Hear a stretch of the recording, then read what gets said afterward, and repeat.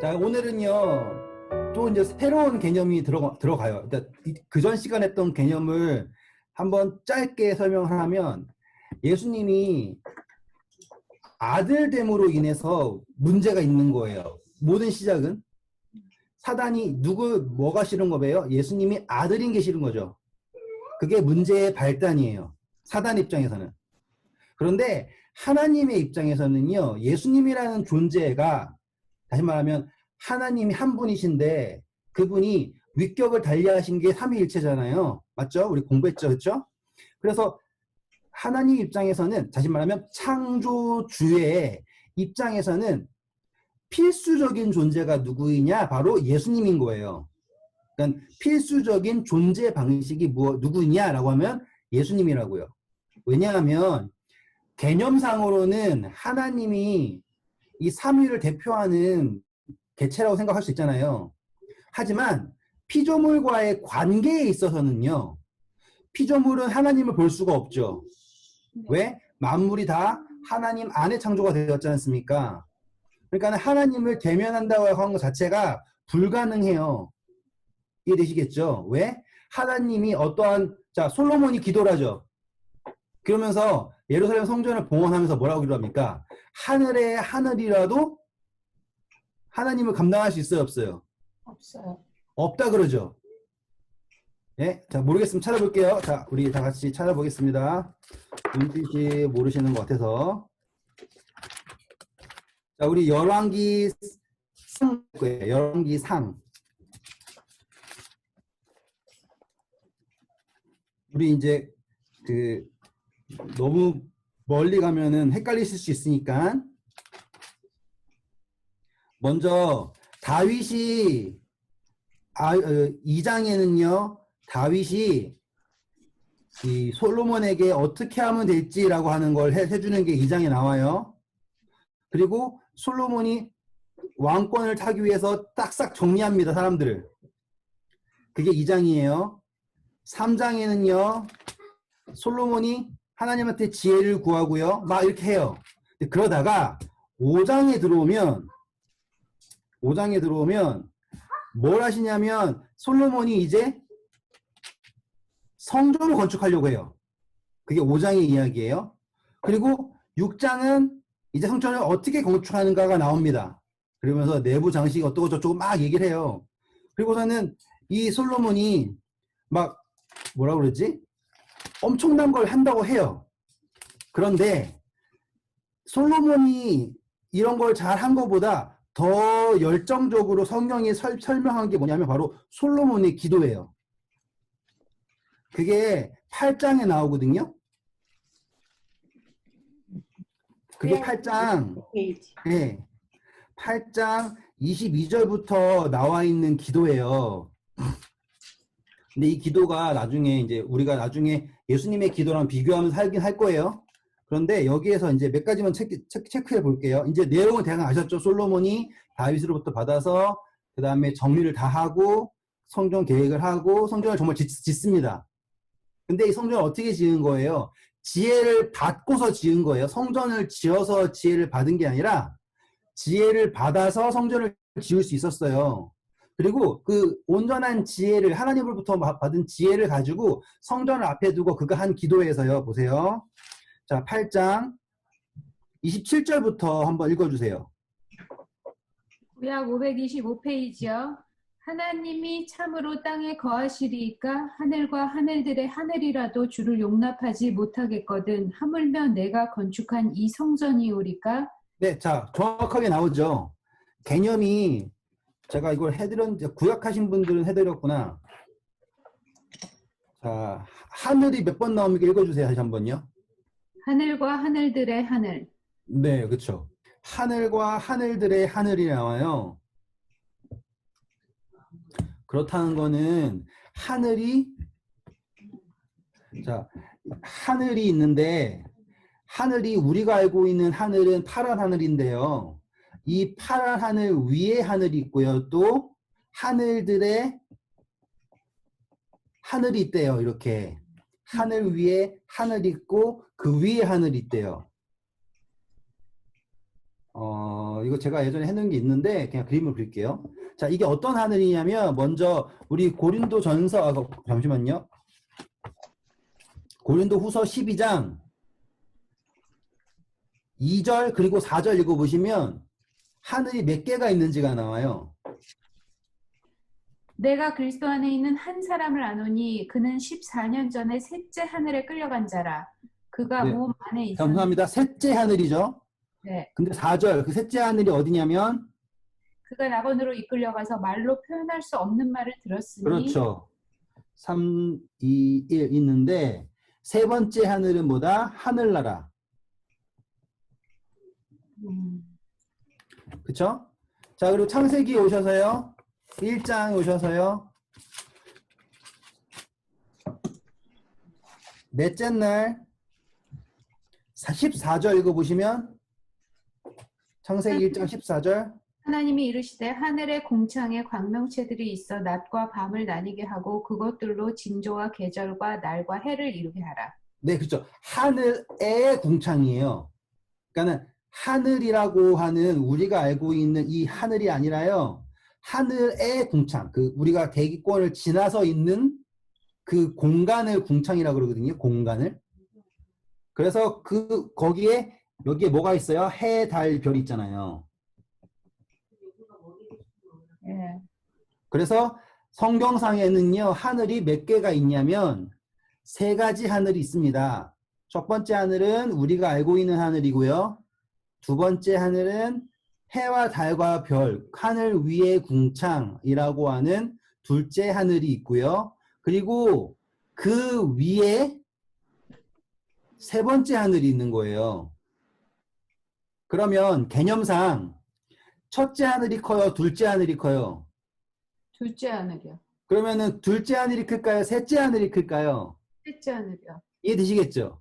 네.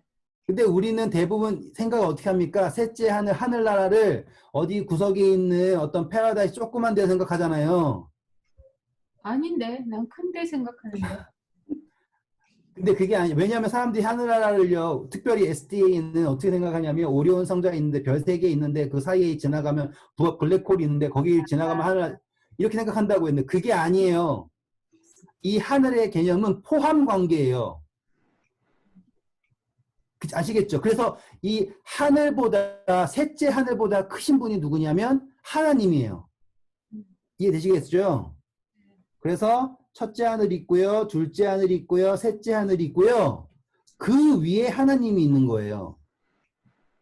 여기 이해되셨죠? 네. 그리고요. 재미있는 건요. 바로 이 셋째 하늘 말고 둘째 하늘과 첫째 하늘은요.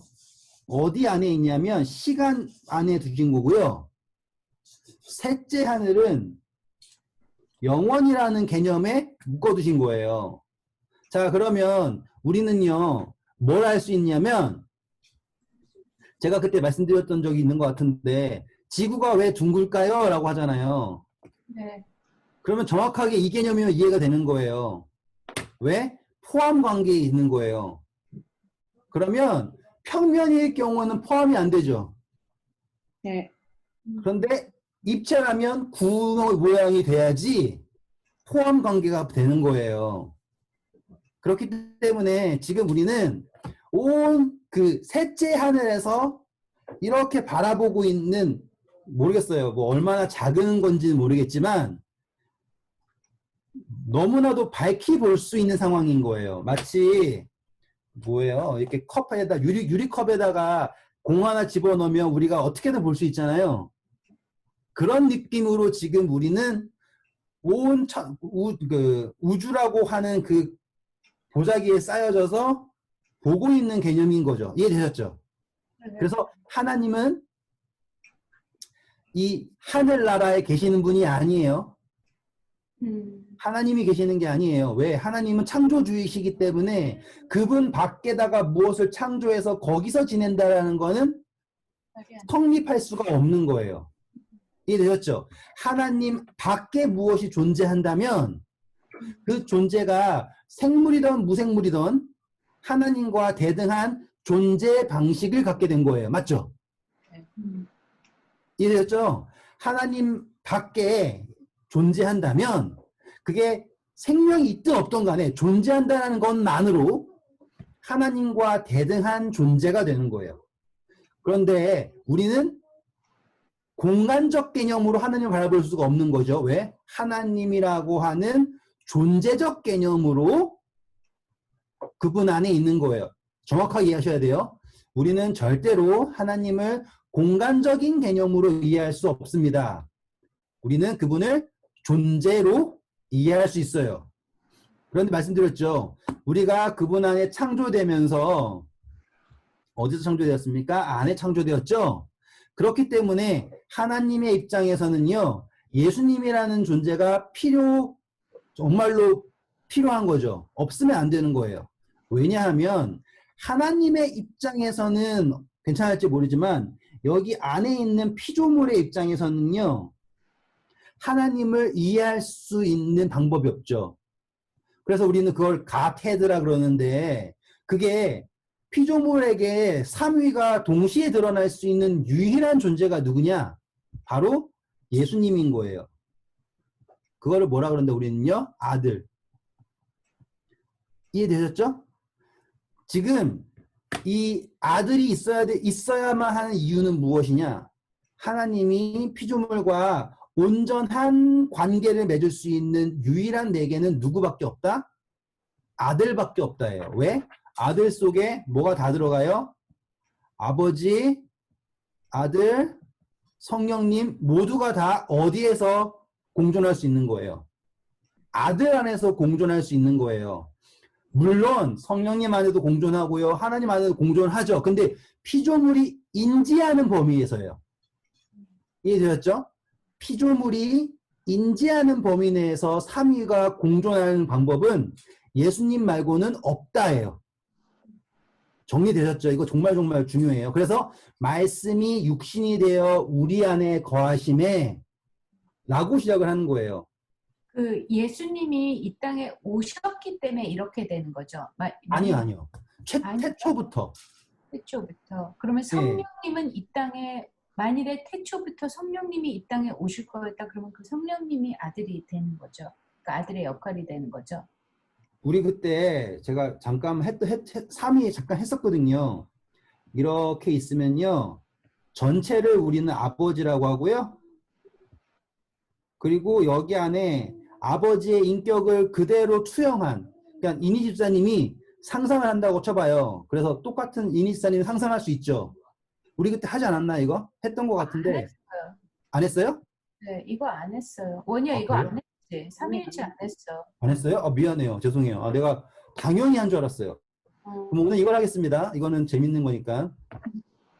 자, 첫 번째 이거를 하기 위해서는요. 근거가 있어야 돼요. 근데 자, 피조물은 창조주를 이해할 수 있을까요? 없을까요? 없어요. 없어요. 불가능이에요. 그쵸?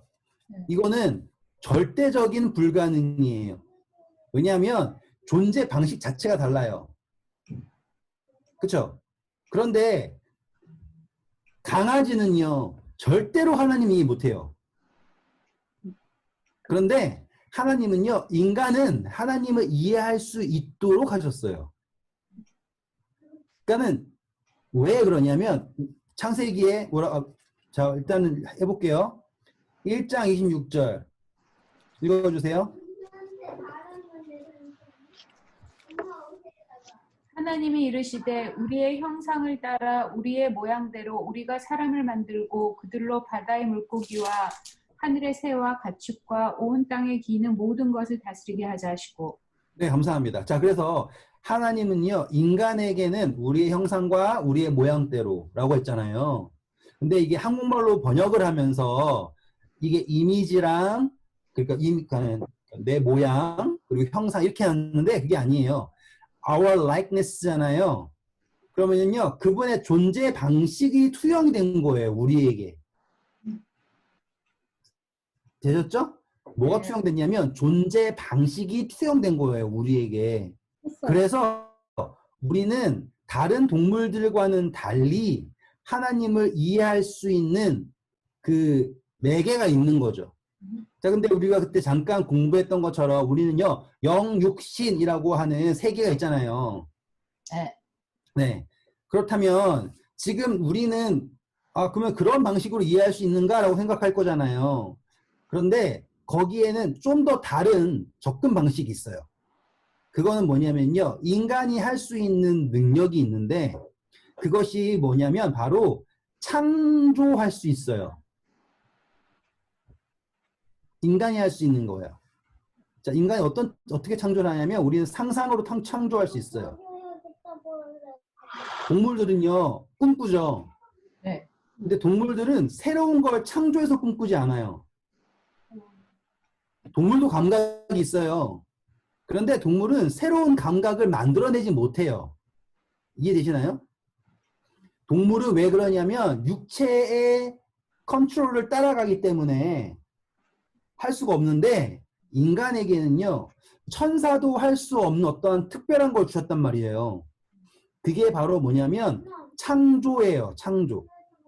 우리는 그거를 크리에이티비티라고 그러죠. 우리 예술하시는 두 분은 세 분 예술하시나? 나이키스는 예술하시잖아요. 그렇죠? 저번에 보니까 엄청나게 멋진 그림 딱 뒤에 있던데. 아무튼 간에 자, 이게 이제 창조의 능력이에요. 근데 저는 그게 뭐 이렇게 우리가 뭐 만들 수 있는 게 아니라 그 창조의 능력의 범위예요. 지금 제가 말하는 거. 자, 일단은요. 우리가 이제 생각을 하잖아요. 그러면은 우리의 그 생각에는요. 한계가 있을까요? 한계가요? 없어요. 네. 왜냐하면 인지의 범위에 따라서요. 한계가 없어지는 거예요. 그러니까. 자, 이제 그러면 제가 약간 연극을 한번 해볼게요. 제가 하나님이에요. 예? 제가 하나님이에요. 전 창세기 1장을 해볼 거예요, 이제. 그러면 가능할까, 안 가능할까? 제가 묵상한 창세기 1장은 이래요. 태초에 하나님께서 말씀하시니 빛이 있으라 이랬대잖아요. 근데 제가 상상한 하나님은요, 딱 다 이제 존재들이 볼 거 아니에요. 근데 하나님이 저기 무게 갖고서 빛이 있으라 이렇게 하지 않았을 것 같아요. 약간 아이언맨 비슷하게 빛, 딱 그런 빛이 쫙 생기고. 그러니까 제가 생각하는 거예요. 뭐 하나님이 막 이렇게 예수님이 이렇게 고민하면서 막 어떻게 되라 아니에요. 그냥 빛 하면 빛 착 뜨고요. 그리고 나서는 여기 있는 존재들한테 잡아. 이렇게 되는 거야 하고 시간을 딱 주고 첫째 날 지나가죠. 갭을 준 다음에 두 번째 날 궁창 쫙 아시겠죠? 그런 식으로 했을 것 같아요. 근데 이게 어떤 거랑 똑같냐면 지금 제가 만약에 상상으로요. 한다면 제일 첫 번째 지금 아무 생각 없으시죠? 그럼 어떤 거예요? 지금요? 어두운 상태예요. 그런데 자 이제 한번 꽃을 예를 들어서 뭐 해볼까요? 저는 항상 이거 가르칠 때 개라 그래요. 왜냐면 개가 상상하기 좋잖아요. 자 개를 상상해 보세요라고 하잖아요. 그럼 갑자기 머릿속에서 어딘가 밝아지죠. 그렇죠. 그렇죠. 그리고 나서는 개라고 하죠. 그럼 어떻게 창조한 거예요? 말로 했죠. 그렇죠. 이게 우리가 말로 했다고 하지만 입으로 뻥끗 안 해도요. 우리의 생각에 있는 그 지식의 범위 내에서요. 말을 하면 생각을 하면 개가 생기는 거예요. 이게 뭐랑 흡사하냐면 하나님이 창조하시는 방법이랑 흡사한 거예요. 우리는 하나님처럼 모든 인지를 할 수 있는 절대적인 거 없지만 배우잖아요. 그러면 우리가 배우면 배울수록 창조할 수 있어요. 인지의 범위 내에서. 자, 이게 첫 번째 능력이에요. 두 번째는요. 확장성이에요. 자, 성경에 보면 우리가 성령이 거하시는 전, 하나님의 전인 것을 알지 못하느냐라고 얘기를 해요. 그러면 사실적으로 공간적인 개념으로는 불가능하죠. 우리가 가지고 있는 캐패시티는 뭐 얼마 안 되잖아요. 저도 방금 저녁 엄청 먹었는데 그거 먹고도 배부른단 말이에요. 예? 그런데 하나님을 어떻게 담냐고요. 성령을 어떻게 받냐고요. 말이 안 되는 거잖아요. 근데 그게 가능한 거예요. 왜? 하나님이 우리를 인지의 범위에 늘리잖아요. 우리의 인지는 무한으로 늘어날 수 있는 인지인 거예요. 그러니까 다시 말하면 육체의 그릇은 이렇지만요. 영적인 창조의 그릇은 천사가 감히 넘볼 수 없는 놀라운 창조를 해놓으신 거예요. 절대로 나 요즘에 저 요즘에 물건을 잘 잊어버려요. 옛날에 저 진짜로 정말 세심해가지고요. 아무데나 놔도 다 기억했거든요. 근데 요즘에 막 이것저것 잃어버려요. 왜 그런지 모르겠어요. 그러면은 우리 생각할 때 나이가 들면 머리가 아파지니까 그렇게 된다 생각하지만 그게 아니에요. 그 인지의 범위는요. 기억의 범위가 아니에요. 아시겠죠? 이거는 기억의 범위가 아니라 인지할 수 있는 범위예요. 그러니까 지금 우리는 육체가 약해져가지고 기억력이 나빠졌을지 뿐이지 이 머리에 들어간 거 말고요. 우리 영에 새겨진 것은요. 하나도 지워진 게 없어요. 이해되셨죠? 왜? 이렇게 모든 게 다 기록이 되고 인지의 범위가 늘어난다 이거예요. 그러니까 지금 우리는 자 하나님의 속성 중에 뭐냐면 전지 그 다음에 전능이죠. 자 그러면 우리가 상상을 합니다. 그러면은 상상 속에 이니 집사님이 상상을 딱 해가지고요. 존재를 만들었어요. 그러면 여기 이 상상의 존재는 전지하죠. 그렇죠. 그렇죠. 그리고 전능합니까? 아니요. 전능하죠. 왜? 여기 안에서는요. 이 이니 집사님 상상의 범위 안에서의 이니 집사님은 네, 그렇죠. 그렇죠. 이 범위 안에서는 전지전능이에요. 다시 설명해 드리지만 3위를 이해한다라는 것은 불가능해요. 우리는 피조물이기 때문에. 그런데 하나님께서는 우리에게 그분을 배울 수 있는 어떤 매개를 주셨단 말이에요. 지금 그게 우리가 지금 이 상상으로 할 수 있는 범위 있죠. 그걸로 제가 지금 이렇게 이럴 수 있다라고 얘기하는 거예요. 이게 진짜는 아니지만 이렇게라도 우리가 단추해서 볼 수 있다라고 말씀드리는 거예요. 그러면 우리는 지금 이 상상에서의 자아는 전지전능으로 가요. 자, 하나님께서는요, 편재하시죠. 어디든 계세요. 똑같죠? 지금 여기에 있는 상상 속에 있는 자아는 상상 속에 있는 이니 집사님은 어디에나 있을 수 있어요. 자, 그 편재한다라는 거는 자, 이제 제가 한번 해볼게요. 여기다 이제 개를 만듭니다. 그러면은 개가 이렇게 생기죠. 그러면 우리는 개의 털의 개수도 셀 수 있죠. 왜냐하면 내가 말하는 게 개수예요. 이해되셨죠? 네. 그 모든 것이 이것을 인지하는 범위 내에서 모든 게 다 이루어져요. 그런데 이 개는 상상을 하고 있는 제 본체를 인지할 수 있냐고요? 없죠. 없죠. 그게 이 상상의 맹점이에요. 그렇죠. 아시겠죠? 똑같은 거예요. 우리가 지금 상상을 할 때도 가장 중요한 그 맹점이 무엇이냐면 상상 속에 있는 개는 절대로 나를 알 방도가 없어요. 한지가 맞죠?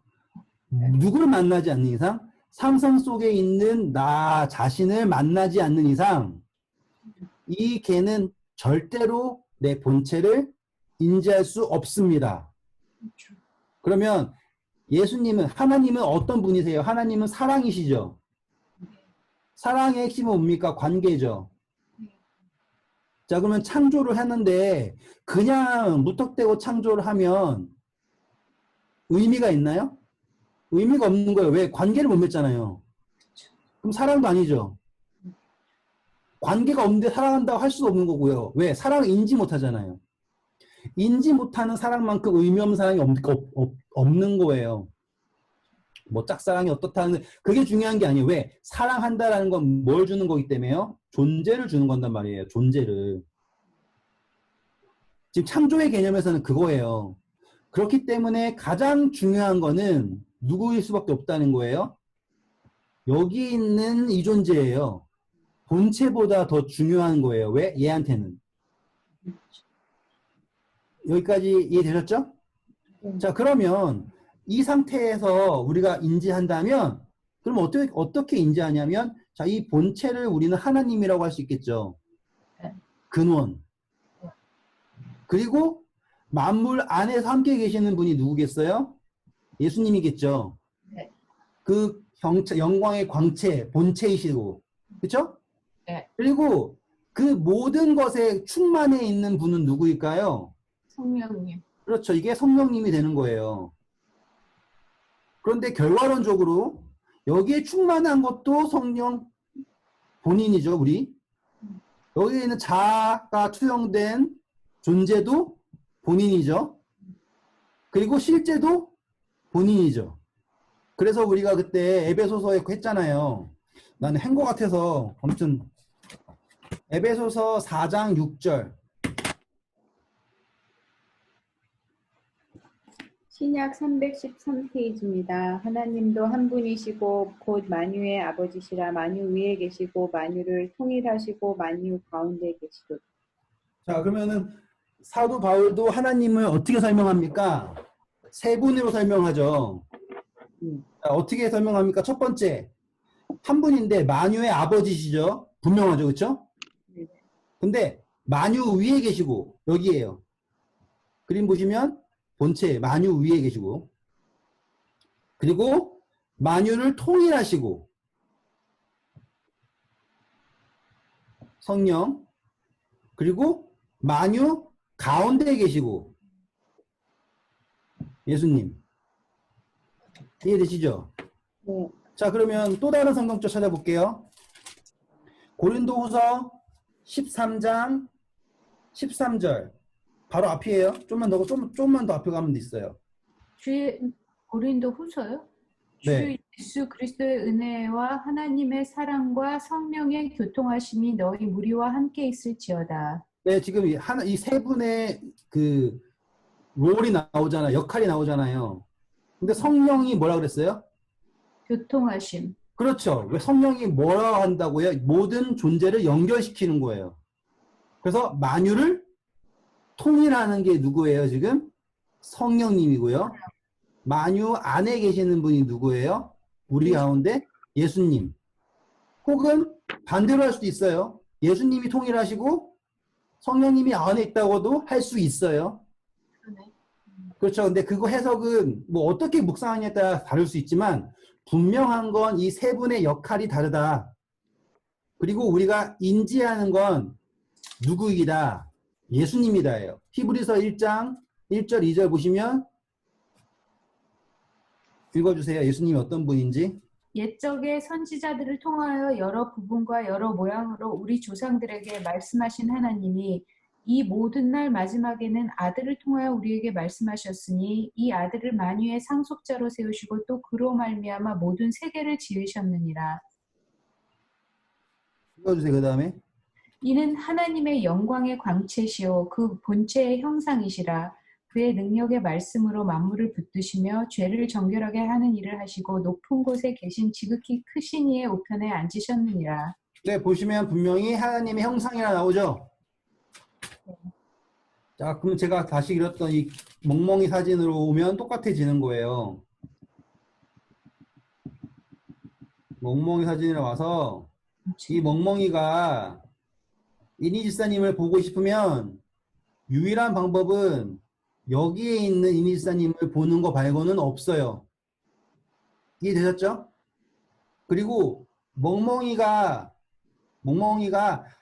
하는 모든 것은 누구의 범위 안에 있는 거예요? 이니지사님의 범위 안에 있는 거예요. 모든 건요. 그리고 이니지사님은 멍멍이를 위해서 뭐 놀이터도 만들어줄 수 있고요. 뭐도 만들 수 있고 다 만들어줄 수 있죠. 맞죠? 그런데 또 그림만 제대로 그려볼게요. 이렇게 해놓고 이니지사님 이렇게 있는데 여기에다가 멍멍이 하나가 있고요. 또 다른 멍멍이 만들 수 있죠. 네. 그러면은 이 멍멍이 둘이서 막 생각을 하면서 얘기할 거 아닙니까? 네. 그런데 갑자기 멍멍이가요. 이니사님 보고 별거 아니래요. 그렇죠. 그러면 어떤 느낌이겠어요? 황당하겠죠? 그렇죠. 지금 이제 문제가 생기는 거예요. 아주 단순한 문제들이지만 이런 문제가 생겨요. 그러면은 이니사님 뭘 할 수 있냐면요. 얘를 없앨 수 있어요. 그냥 이렇게. 그렇죠. 그런데 이제 걔가 아니에요. 이제. 따님 이름이 뭐예요? 수정이 자, 여기 이제 집사님이요. 수정이를 만든 거예요. 못 없앨지. 그건. 이해되셨죠? 왜? 이 개념이에요. 근데 더 중요한 건 뭐냐면 관계를 할 때 가장 핵심이 뭐예요? 바로 자유죠. 자유. 자유가 있어야지 관계의 핵심이에요. 그렇죠. 그러면 이 자유를 주는데 우리가 못하는 범위가 그거예요. 지금 이 집사님이 여기 머릿속에다가 멍멍이 상상을 했어요. 그래서 멍멍이를 만들고 막 뛰어놀게 할 수 있지만 절대로 집사님이 상상한 멍멍이한테 자유를 못 줘요. 그게 우리의 한계예요. 어떻게 멍멍이를 상상을 해도요. 맞아. 잘 못 주지. 상상이 절대로 못 줘요. 주지. 네, 절대로 안 돼요. 근데 하나님이 하신 게 뭐냐면 그거에다가 자유까지 준 거라고요. 그러니까 그게 우리가 할 수 있는 범위와 차원이 다른 거예요. 그러네. 그러면서 그 자유를 주는데 그 자유로서 뭘 온전하게 한다? 관계. 우리 그때 공부했죠. 이 자유는 선과 악을 고르라고 준 게 아닙니다. 네. 자유는 뭐 하라고요? 관계를 선택하라고요. 예. 믿음을 하기 위해 준 거지 선과 악을 고르라고 한 게 아니에요. 왜 선과 악을 고르라고 했다면 선과 악을 누가 했다라는 결론이에요. 하나님이 창조했다는 결론이에요. 그러면은 그 교리 자체는 하나님이 잘못했다고 얘기하고 있는 거예요. 우리가 잘못해서 악을 골랐습니다라고 얘기하지만 실질적으로는 악을 선택할 수 있는 기회를 만든 하나님이 잘못했습니다라고 한다고요. 근데 그게 아니라는 거죠. 아시죠? 네. 자유를 준 건 뭐라고요? 관계를 믿는 것, 사랑을 선택하게 하는 거였어요. 맞죠? 네. 그래서 악은 뭐예요? 하나님 밖으로 가겠다고 하는 거예요. 여기 나가면 어떻게 돼요? 없어지는 거잖아요. 존재를 못 받죠. 그게 이야기였죠. 그런데 보세요. 이 자유를 주었다라고 하면서요. 할 때 예수님이 할 수 있는, 하나님이 할 수 있는 최선은 무엇이냐면 대비책을 만들어야 되는 거예요. 그렇죠? 왜? 이 자유를 한 번 줬다가 이렇게 뺏어버리면 그건 자유가 아니에요. 그렇잖아요. 이게 말만 되어야지 그냥 뺏는 거잖아요. 또. 그런데 어떤 관계 하고 싶은 거예요? 온전한 관계를 맺고 싶은 거예요. 온전한 관계. 그 정도가요. 자신을 줄 만큼 온전한 관계예요. 그쵸? 그랬을 때 그거를 계획을 해야 되지 않습니까? 근데 그 계획을 어떻게 했냐면 바로 이 아들에다가 아시겠습니까? 거기에다가 계획을 다 해놓은 거예요. 그리고 여기에서 일어날 모든 문제도 다 알고 있는 거죠. 이제 예를 들어서 이제 이게 사단이고요. 여기 뭐 다른 천사들이 막 이렇게 있다고 쳐요. 엄청 많아요. 하나님이 제일 처음 창조를 하실 때 누구를 통해 창조했냐면 잠언서 8장에 보면 태초에 창세 전에 내가 아버지 옆에서 창조를 했다라고 나와요. 잠언 8장에. 그러니까 예수님이 창조를 한 거예요. 그냥 상상해 보시면 제가 상상을 하면서 제 머릿속에 준식이를 만들어요. 그리고 준식이 제가 창조를 하는 거예요. 이게 가능하잖아요. 그렇죠? 그러면은 가장 먼저 창조한 사람은 누구일까요? 가장 그 애정을 두는 거를 가장 먼저 창조하겠죠. 그렇죠? 어쩔 수 없잖아요. 가장 애정을 두는 걸 가장 먼저 창조할 수밖에 없어요. 왜? 그게 우선이니까. 그리고 애정을 주는 거에다가 많은 능력치를 주겠죠. 네. 그게 사단이에요.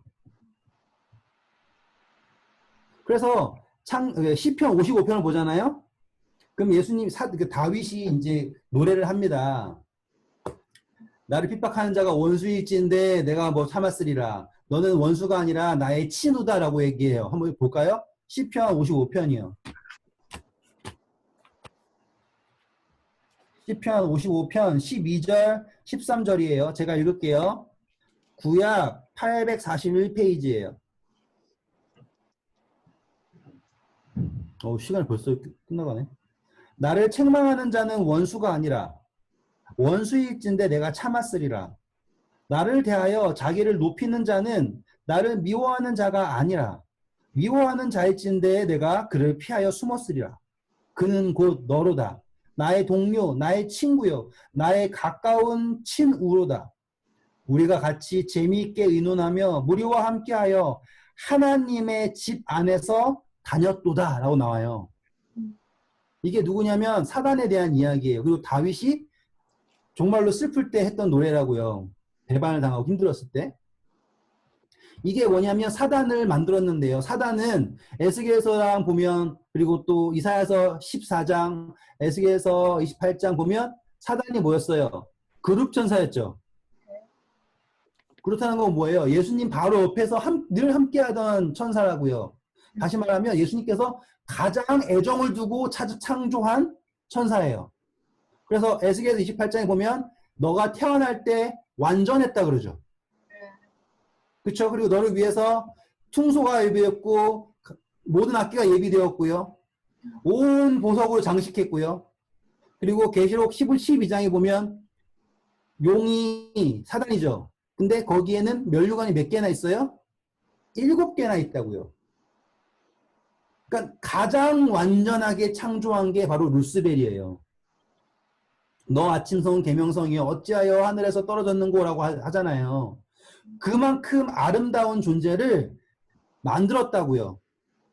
그리고 에스겔서 28장에 보면 너는 나의 인장반지였다 그래요. 그냥 읽어볼게요. 그냥 제가 지금 막 너무 멀리 가는 것 같으니까 그냥 읽어볼게요. 에스겔에서 가겠습니다.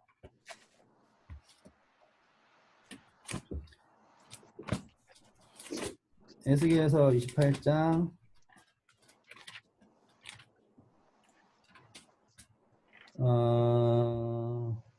12절부터 네 17절까지 읽어주세요. 구약 1193 인자야 두로왕을 위하여 슬픈 노래를 지어 그에게 이르기를 주 여호와의 말씀에 너는 완전한 도장이었고 그렇죠? 완전한 도장. 그렇죠? 지혜가 무슨 말이냐면 예수님이 무엇을 하실 때 누구를 통해서 했다? 루스벨을 통해 했다 이거예요. 그러니까 루스벨이 했다라는 것 자체는 누구의 어프로브로 있었다는 거냐면 예수님의 어프로브로 있었다라고 할 정도로 너는 완전한 도장이었다라고 말하고 있다고요. 그만큼 권세를 줬다 이거죠. 좀 읽어주세요. 지혜가 충족하며 온전히 아름다웠도다. 내가 옛적에 하나님의 동산 에덴에 있어서 각종 보석 곧 홍보석과 황보석과 금강석과 황옥과 홍만호와 창옥과 청보석과 남보석과 홍옥과 황금으로 단장하였으며 내가 지음을 받던 날에 너를 위하여 소고와 비파가 준비되었도다.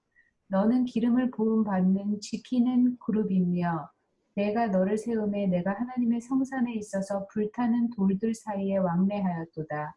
내가 지음을 받던 날로부터 내 모든 길에 완전하였더니 마침내 내게서 불의가 드러났도다. 내 무역이 많으므로 내 가운데에 낭포가 가득하여 내가 범죄하였도다. 너는 지키는 그룹아 그러므로 내가 너를 더럽게 여겨 하나님의 산에서 쫓아내고 불타는 돌들 사이에서 멸하였도다. 내가 아름다움으로 마음이 교만하였으며 내가 영화로움으로 내 지혜를 더럽혔으며 내가 너를 땅에 던져 왕들 앞에 두어 그들의 구경거리가 되게 하였도다. 감사합니다. 자, 이게 사단의 이야기예요. 처음에 완전했고요. 마치 모든 보석이 그를 위해 준비된 것처럼 모든 노래가 그를 위해 준비된 것처럼 완전했다고요. 그랬는데 얘가 어떻게 했다고요? 불의가 드러났대요. 왜 드러났냐면 자기의 무역이 많음으로. 이거 뭐냐면 자기의 업적이 많음으로요. 자기가 누구보다 높은 걸 생각하냐면 예수님보다 높다고 착각을 하는 거예요. 그런데 이거는 이거는 뭐라고 하죠? 착각 중에 완전 착각이죠. 자, 우리 예수님이 이사야서 53장에 예수님이 흠모할 것이 있다 그래요? 없다 그래요? 없다 그래요. 그렇죠. 예수님의 모양은 흠모할 게 없어요. 근데 반면에 루스벨은 어때요? 엄청나게 아름답죠. 네. 근데 잘 생각해 보시면 예수님이 아름다워야 될 이유가 없어요. 그분은 창조주잖아요. 그냥 거기에는 뭐만 들어가면 돼요? 내 자아만 들어가면 돼요. 생각해 보세요. 지금 이니 집사님이 아니면 원희 집사님이 자기 마음속에다가 원희 집사님의 본체를 상상을 하는데 막 엄청나게 예쁘게 꾸미고 싶어요? 그럴 필요가 없다니까요. 그럴 필요가 없어요. 왜? 뭐만 들어가면 되면요. 내 자아만 거기에 투영되면 끝이에요. 그런데 거기에다가 다른 걸 이제 만들잖아요. 그러면 그건 신경 써요. 왜? 지금 목적은 뭐예요? 그 피조물이 목적이에요. 그리고 그 피조물이 하는 거를 보면서 즐거워하는 거죠. 마치 우리가 게임을 해도요. 그 게임 속 캐릭터가 하는 게 즐거운 거잖아요. 이해되셨죠?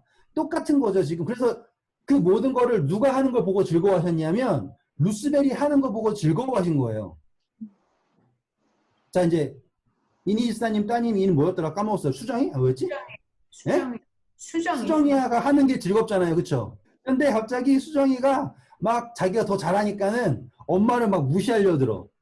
딱 그러면서는 하는 얘기가 집사님이 수정이를 낳았는데 수정이 얘기하는 거 아니라는 거예요. 보니까 내가 더 잘났고 나는 그냥 원래부터 있었다 이렇게 생각하는 거예요. 그럼 문제가 크겠죠. 그렇죠. 지금 이 이야기를 제가 그냥 단순히 상상적으로 하는 것처럼 얘기를 했지만 여기에는 제가 뭐라고 하죠? 분명한 하나님의 창조에 대해 이해하는 하나의 매개가 선 거예요. 지금 우리는. 이해되시겠죠? 지금. 그러니까 우리가 어떻게 할 수 있냐면 우리 자신을 하나님의 입장에서 놓을 수 있게 한 거예요. 하나님이. 그러면서 우리가 뭘 할 수 있냐면 하나님을 배울 수 있게 하신 거죠. 자, 그럼 제가 몇 가지만 더 해볼게요. 이제. 뭐 다른 이야기도 엄청 많이 할 수 있지만 몇 가지만 더 해볼게요. 자, 이렇게 됐는데 사단의 주장이 뭐냐면 야, 우리도 다 하나님의 아들이야 라고 주장하는 거잖아요. 예수님이나 우리나 다를 게 없어 라고 주장하는 게 사단의 주장이죠. 그런데 하나님의 입장에서는 예수님이 사단하고 다른 피조물하고 똑같을 수가 없죠. 그렇죠. 존재 방식은 같아요. 존재 방식은 예수님이랑 천사들이랑 같을 수 있어요. 하지만 절대로 같을 수가 없죠. 왜? 자아가 투영되어 있잖아요. 자아가. 이거는 절대로 부정할 수 없는 거예요. 그래가지고 하나님이 얘네들한테 직접 얘기해 주는 거예요. 그게 히브리서 1장이에요. 어느 때에 아버지께서 천사들에게 너는 내 아들이다 내가 너를 낳았다 했느냐?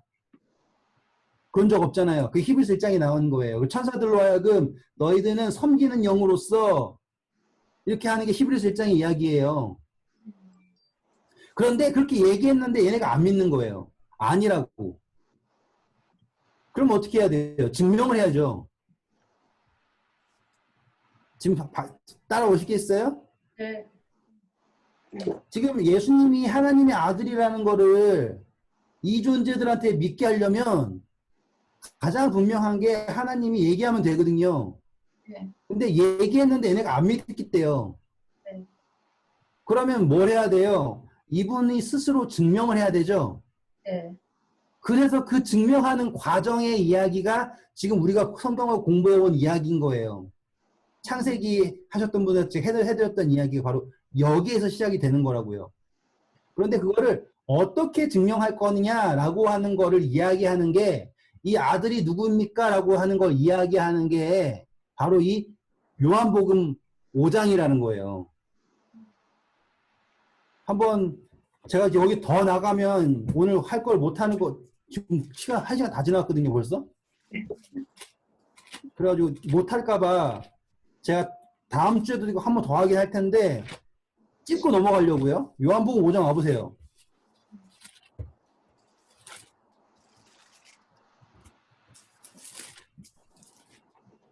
요한복음 5장 30절 보세요.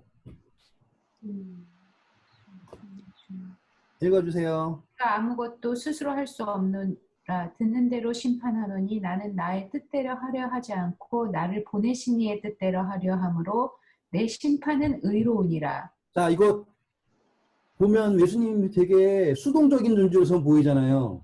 그러니까, 근데 그렇지 않죠. 여기에 만약에 이니지사님이 상상한 이니지사 여기 딱 있어요. 그렇죠. 아무것도 스스로 할 수 없죠. 맞죠? 네. 정확하게 인지가 돼요. 하지만 이거는 스스로 하는 거죠. 이 비유를 어떻게 생각해냈을까? 이거 천재예요, 선교사님. 감사합니다. 하나님의 은혜죠. 전 천재라고 하긴 너무 멍청해요, 요즘에. 이 비유가, 이 그림이, 그러니까 뭐 완벽할지 그건 모르지만 삼위일체를 요만큼이 진짜 힘들었어요, 그게. 근데 아무튼 논리적으로 성립이 되죠. 맞아요. 예수님은 절대로 스스로 하시는 게 아니에요. 하지만 스스로 하는 거죠. 맞죠? 맞아요. 네. 근데 예수님이 지금 내가 스스로 할 수 없다라고 얘기하는 건 무엇이냐면 자아가 투영돼서 되는 것만이 그거잖아요. 그렇죠. 다시 말하면 이 존재가 중요한 게 아니라고 말하는 거예요. 예수님은 지금. 그렇죠. 예수님은 나라는 존재는 육신이 아니라는 걸 말하고 있는 거예요. 지금. 그렇죠. 그래서 듣는 대로 심판한다. 보는 대로 한다. 아버지께서 하시는 것을 내가 한다. 말 맞잖아요. 그렇죠. 다음 절 읽어보세요. 내가 만일 나를 위하여 증언하면 내 증언은 참되지 아니하되 나를 위하여 증언하시는 이가 따로 있으니 나를 위하여 증언하시는 그 증언이 참인 줄 아노라. 오, 그쵸? 누가 증언해야 돼요? 하나님이 그래서 예, 이게 내 아들이다. 내 자아가 투영된 존재야. 라고 얘기해줘야지 맞는 거예요. 왜? 여기에서 상상하고 있는 존재가 내가 그거야 라고 아무리 얘기해봤자 의미가 없잖아요. 그래서 스스로 할 필요가 없죠. 여기서 얘기해주면 되는 거잖아요. 얘기 근데 했었잖아요. 근데 안 믿어갖고 이 사단이 난 건데 또 해요? 지금 이거를 그 이야기가 여기에서 풀이하고 있는 게라고요. 지금 우리가 그걸 하려면 이걸 쭉 읽으면서 따라가면 돼요. 근데 지금 그림 설명하느라고 그걸 못하고서 이제 시간이 끝났는데 이 개념을 가만히 보면서 하잖아요. 그러면 그 삼위라고 하는 개념이랑 창조의 문제랑 선악의 대쟁투 그런 거가요. 요 그림 하나에서 다 끝나요. 실질적으로 다 설명이 돼요. 여기에서. 근데 중요한 건 이거를 전적으로 믿으면 안 되겠죠. 왜냐면 완전하진 않겠으니까. 그런데 어렴풋이라게도 네. 접근할 수 있잖아요. 지금. 접근할 수 있어요. 네, 지금 어렴풋하게도 그러니까 그전에는 우리가 항상 뭐만 생각했냐면 내 죄. 나 어떻게 하면은 사단한테 유혹 안 받아가지고 하늘나라 갈까? 요 정도밖에 안 된다고요. 그러니까 신앙 자체가 이렇게밖에 안 돼요. 너무나 얕은 거죠. 그런데 하나님의 뜻을, 성경에 나타난 하나님의 뜻을 이해하잖아요. 그러면 좀 넓어져요. 제일 먼저 달라지는 게 뭐냐면 예전에는 하늘나라 가면 뭐 하지가 가장 큰 질문이에요. 영원히 사는 건 왜 꼭 해야 되지? 가서 지겹지 않을까? 막 예를 들어서 안식일날 예배 드리는 것처럼 계속 그렇게 살면 나 너무 숨막혀 못 살 것 같거든요. 나 그럼 안 가고 싶어요. 그러니까 그런 게 아니어야 되잖아요. 근데 이거를 전체적인 거 알잖아요. 그러면 하늘나라라는 게 기대가 되고요. 그러니까 신앙 자체가 달라지는 거예요. 그래서 저는 항상 성경을 볼 때 지금 이런 방법도 있지만 제 스스로를 항상 하나님의 위치에 놔요. 예수님의 위치에 놓고 그리고서는 판단을 해봐요. 그러면 제가 인간적인 생각으로 판단을 해도 논리에 안 서는 판단들이 있을 거 아닙니까? 그러면 그 판단은 내가 지금 잘못 배워온 거예요. 왜? 뭐가 안 맞으니까? 그러니까 인간의 위치에서는 그럴듯해 보이는 것들이 있죠. 그러니까는 뭐 열심히 믿고 뭐 하면은 구원받는다라고 착각하는 거. 근데 하나님 입장에서 제가 저를 놓고서 다른 사람들이 막 그렇게 한다고 쳐봐요. 그럼 내가 과연 그런다고 쟤네들 구원해 줄까? 안 해줄 것 같은 거예요. 제가 사랑이 없는 존재라서 그런지 모르겠지만 안 해줄 것 같은 거예요. 그러면 내가 저 사람들을 어떻게 하면 구원해 줄 수 있을까? 뭘 하면 구원해 줘야 될까? 라고 하면 제 스스로에도 답이 나올 거 아니에요. 그러면은 그걸 가지고 성경을 보잖아요. 그러면 이게 하나님이 원하시는구나가 나와요. 왜냐하면 하나님이 우리에게 제가 지금 그림 그린 것처럼 이렇게 하나님을 어렴풋하게라도 이해할 수 있는 방법을 주셨단 말이에요. 근데 우리는 항상 어떤 위치에서만 보냐면 인간의 위치에서만 보는 거예요. 그러니까 이해가 안 되죠. 근데 지금 우리가 단순히 개를 하나 만들어 보자. 그리고서는 우리가 하나님 위치에 가봤잖아요. 잠깐이라도. 그랬더니 이해가 팍팍 되는 게 있잖아요. 그러니까 그런 걸 해보시는 거예요. 그리고 성경에 빗대어 보니까 똑같잖아요. 예수님이 아무것도 스스로 할 수 없다. 인간의 입장에서 보면 예수님 뭐야? 왜 이렇게 수동적인 사람이야? 이상한 사람이야? 그랬는데 이 개념으로 보니까 말이 맞는 말이잖아요. 그런 걸 보시는 거예요. 이제 시간이 다 돼서 이제 줄이는데 다음 주에 만나면 이걸 한번 가지고 제가 그 대쟁투를요 한번 그냥 쭉 해드릴게요. 제가 해드린 줄 알았어요. 그래가지고 제가 안 했는데 이걸 가지고 대쟁투라고 하는 개념은 제가 이제 재림교인이니까 쓰는 개념이지만 그냥 성경에서 나타난 하나님의 구원이라고 창조의 계획, 구원의 계획이라는 것이 어떠한 흐름을 가지고서 진행이 되는지를 이 그림 하나 가지고 설명할 수 있거든요. 그러니까는 이제 다음 주 월요일이겠죠. 월요일에 만나 뵈면 그걸 한번 해드리고요. 오늘은 어쩌다 보니까 2절밖에 못했지만 아들됨의 중요성에 대해서 한번 묵상을 해보세요.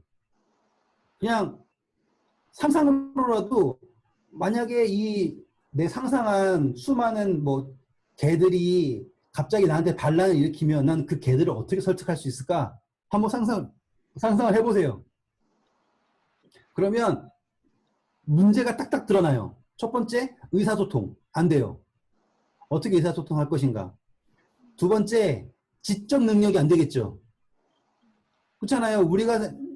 제가 지금 인간이지만 내 상상 속에 있는 존재들은 그 지적 능력 자체가 못 따라오잖아요. 설득이 안 되잖아요. 그럼 어떻게 해야 돼요? 그 존재들을 깨우쳐야 되죠. 아시겠습니까? 그래가지고 지금 역사가 긴 거예요. 하나님이 정답만 딱 해주면 해결될 거 생각하잖아요. 근데 그게 문제가 아니에요. 창조한 존재들이 성장을 해야 돼요. 처음부터 완전하게 해주면 되지. 근데 그것도 안 되는 거예요. 왜냐면 제가 아무리 잘 상상을 하고 아무리 잘해도요. 처음부터 완전한 존재를 상상할 수가 없는 거예요. 이해되셨죠? 왜? 내 자아를 투영한 존재는 처음부터 완전한 존재예요. 그런데 자아를 투영하지 않잖아요. 그러면 그 자아를 투영하지 않은 개체는 절대로 완전할 수가 없죠. 그러면 뭐 하는 수밖에 없어요? 이 자아를 투영된 존재를 보고 배워서 올라가는 방법밖에 없죠. 아니면 다음 주 월요일에 말씀드리겠습니다. 좋은 밤 되세요. 감사합니다. 감사합니다.